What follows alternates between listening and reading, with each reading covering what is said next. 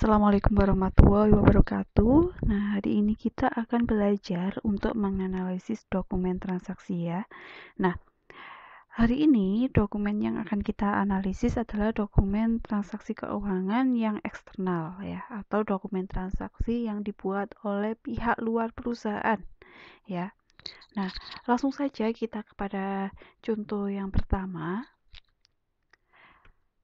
Nah, anak-anak di sini ada dokumen transaksi yaitu nota kontan ya. Nota kontan itu kemarin sudah kita pelajari pengertiannya, yaitu bukti transaksi di mana ia adalah bukti pembelian barang secara tunai yang dibuat oleh penjual dan diberikan kepada si pembeli ya, diingat-ingat itu. Nah, ini di sini ada tanggal terjadinya transaksi ya, yaitu tanggal 3 Oktober 2010. Nah, kemudian di sini yang paling atas sendiri ini ada PT Angkasa Semarang ya. Nah, yang paling atas ini berarti dia yang membuat nota kontan ini, atau dengan kata lain dia ini sebagai pihak penjual ya. Nah, kemudian yang paling bawah ini kantor akuntan Haryono ini adalah kita ya, kita. Berarti kita di sini sebagai si pembeli ya. Nah, di sini di kolom yang ini ada nama barang, yaitu peralatan kantor, banyaknya 1 unit, harga persatuan 4 juta, dan jumlah harga 4 juta. Di sini berarti kita sebagai pembeli yaitu membeli peralatan kantor sejumlah 1 unit dengan harga 4 juta. Jadi total semuanya barang yang kita beli secara tunai yaitu 4 juta. Nah, dari semua ini maka dapat kita analisis seperti ini. Pada tanggal 3 Oktober 2010, kantor akuntan Haryono telah membeli peralatan kantor sebesar 4 juta secara tunai ya. Karena itu tadi kan nota kontan, berarti kita membelinya secara tunai. Nah, berdasarkan transaksi ini, maka berpengaruh pada akun. Peralatan kantor bertambah dan kasnya berkurang sebesar 4 juta. Jadi ini analisisnya sama kayak yang di persamaan dasar akuntansi ya. Kalau kita beli peralatan, maka peralatannya juga akan bertambah. Nah, kemudian kita belinya secara kredit atau tunai. Nah, kebetulan sekarang kita membahas nota kontan.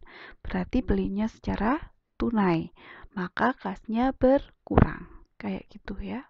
Nah, jadi ingat-ingat penting buat kalian untuk menentukan siapa si pihak penjual, siapa si pihak pembeli ya, biar kita mudah untuk menganalisis suatu dokumen transaksi. Nah, selanjutnya anak-anak kita masuk ke contoh dokumen yang kedua. Nah, yang pertama di sini di dalam dokumen yang diberi tanda kotak ya. Di sini ada tanggal, yaitu tanggal terjadinya transaksi, yaitu tanggal 5 Oktober 2010. Nah, di sini anak-anak ada keterangan nomor faktur ya. Berarti dokumen ini adalah faktur ya. Nah, apakah kalian masih ingat apa yang dimaksud dengan faktur ya? Apa? Nah, faktur itu adalah bukti transaksi berupa pembelian atau penjualan barang ya.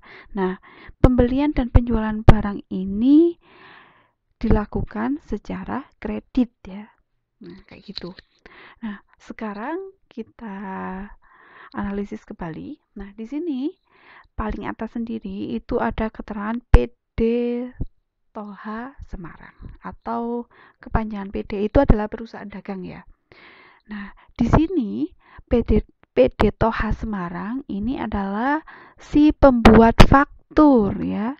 Dengan kata lain, dia adalah si pihak yang melakukan penjualan atau sebagai penjual.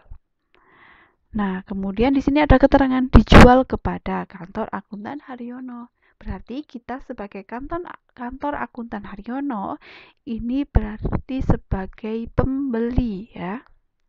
Nah, kemudian kita analisis kembali. Di sini barang yang kita beli adalah perlengkapan kantor dengan jumlah 10 unit. Nah, harga persatuan atau per unit adalah 25.000. Maka di sini jumlah harga atau secara keseluruhan barang yang kita beli itu adalah 250.000 ya. Nah, diingat-ingat ya tadi faktur. Faktur itu adalah transaksi untuk pembelian dan penjualan barang secara kredit. Nah, dari hasil penjelasan ini semua, maka dapat kita analisis seperti ini. Tanggal 5 Oktober 2010, kantor akuntan Haryono membeli perlengkapan kantor sebesar 250.000 secara kredit ya, sesuai dengan jumlah ini, yaitu 250.000. Nah, berdasarkan transaksi ini maka berpengaruh pada akun perlengkapan kantor bertambah ya. Dan utang usaha juga bertambah sebesar 250.000 ya. Utangnya bertambah ya anak-anak, soalnya kita belinya secara kredit ya. Mungkin banyak sekali contoh yang lain untuk dokumen transaksi eksternal yang tidak saya jelaskan ya. Ini saya beri beberapa saja, nanti kalian bisa belajar sendiri di buku paket ada ya. Nah, sekian pembelajaran pada hari ini. Bila ada pertanyaan terkait dengan analisis dokumen transaksi, bisa kita diskusikan di grup akuntansi dasar. Sekian, wassalamualaikum warahmatullahi wabarakatuh.